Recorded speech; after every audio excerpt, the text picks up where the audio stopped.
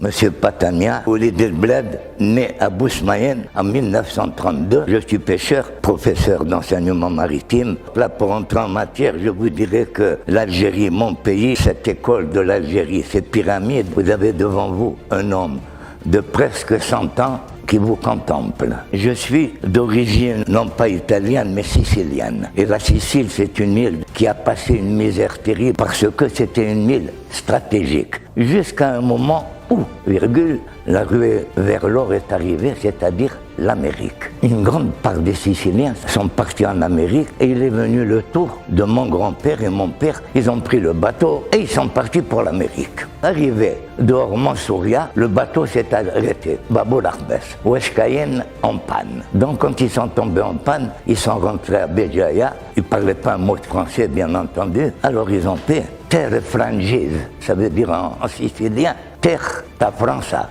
Et vous savez, en Sicile, les Français, quand même, ils sont vénérés, alors qu'ils ont fait pas mal de mal aussi, mais ils sont vénérés pour être le pays des rois et tout et tout. Bref, quand ils sont arrivés au port et de tous les côtés, mais il y a tout ce qu'il faut là dans ce pays. Il y a les méros, il y a les pagres, il y a le morjan, c'est-à-dire le corail, il y a les anchois car c'était des saleurs. Ils sont partis après dans les plaines de la Kabylie et ils ont vu, mais là, tout est bon là. Les tomates, les filles, tout est bon. Mais je pense que ça doit être là l'Amérique. C'est là l'Amérique. Ils ont tellement trouvé de bonnes choses dans ce pays, l'Algérie, qu'ils ont dit que c'est là le paradis. Donc on va rester ici. Ils ont laissé l'Amérique avec les papiers et tout et tout. Et voilà comment la famille Batania est née en Algérie. Il y a une grande partie de Mektoub, bien entendu. De Béjaïa après, ils sont partis à Boaroun. Avant d'arriver à Boaroun, il y avait un petit bled qui s'appelle aujourd'hui Khmisti. À l'époque, il s'appelait Chipalo et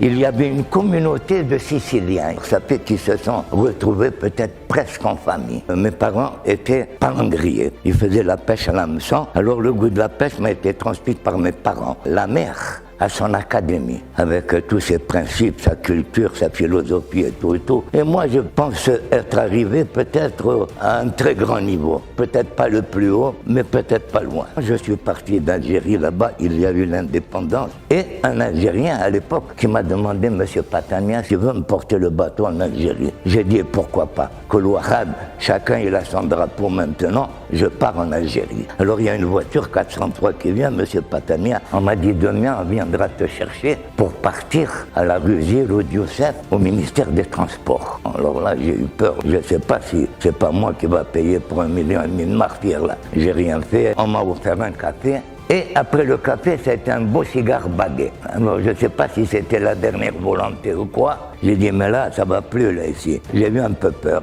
Je ne sais pas si c'est le conseiller du ministre. Il m'a dit, Monsieur Patania, est-ce que tu veux travailler pour l'Algérie? Et j'ai dit, c'est loisir. J'ai dit, Oulid El Bled, Oulid Bousmayen, bien sûr que je veux travailler pour l'Algérie. C'est mon pays et c'est là qu'elle commence la grande histoire du commencement de la pêche en Algérie, après l'indépendance.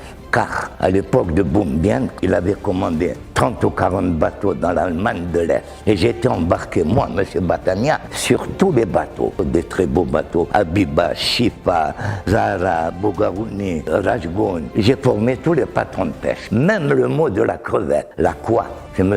Patania qui l'a inventé en 1971. Et la coiffe, maintenant, elle est répandue sur tout le territoire. Quand vous cherchez la belle crevette, la royale, vous dites la coiffe. Quand je suis venu là, ici, il y a eu des prises de crevettes extraordinaires. En ce moment, une prise de crevettes, elle est à 5, 6, 7, 8 casiers. Mais à l'époque, c'était des cales de 40 et 50 casiers. En 1984-85, il me semble, j'avais une dizaine d'élèves avec moi. Et nous sommes sortis en mer. C'était très mauvais temps. Alors nous avons calé Bara Madame l'Afrique. Et comme c'était très mauvais temps, on a viré point de pescade. Alors au moment de commencer à choisir le poisson, qu'est-ce qu'on trouve? Le livre sacré des musulmans, le trésor, le Coran, avec les écritures en arabe, c'est-à-dire et tout. Oh, c'était quelque chose de terrible, parce que Qui peut trouver un Coran? On peut trouver un trésor, oui. Le Coran, c'est un peu plus dur, il me semble. On est rentré à Alger. Il y avait une famille de Moudjahidines. Je lui ai dit, écoute-moi le reste, tu vas me garder le Coran. Le jour que je te le demanderai, tu me le donneras. Il m'a dit, il n'y a pas de problème, Batania, oui, tout. Et quelque temps après, quand mes enfants sont nés, ils m'ont dit, papa, on voudrait. Alors j'ai été le voir. Il m'a dit, Batania, le Coran, je l'ai mis à la mosquée de Scala. J'ai dit quand même, tu aurais dû m'appeler s'il y avait un endroit où choisir le Djama, c'était M. Batania. Je l'aurais mis peut-être à Bousmayen, à Béjaïa, à Zefoun ou peut-être même au musée. À l'époque, je n'étais pas musulman. Ma femme m'a dit, ma fille, c'est moi qui lui donne le nom, qui la baptise et tout. Quant à mon fils, Nassim, il a dit, c'est toi, tu en fais ce que tu veux. Si tu veux le faire chrétien, tu le fais ce que tu veux. Moi, en tant que catholique, j'étais à Madame l'Afrique, il y avait un papas là-bas, et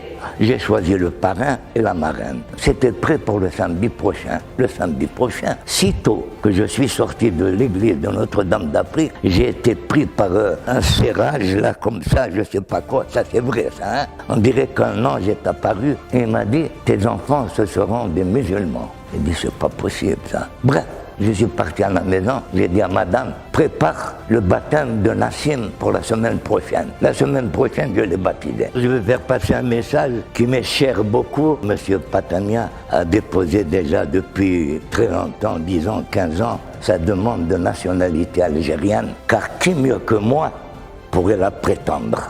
J'ai toutes les caractéristiques voulues pour avoir donné tout mon savoir, mon être et tout à cette Algérie-là, qui est un des plus beaux pays du monde. Je dirais même le paradis, hein. Et ma fin, ce serait de mourir ici, bien sûr avec le drapeau algérien, car je suis algérien. Pourquoi pas? Voilà.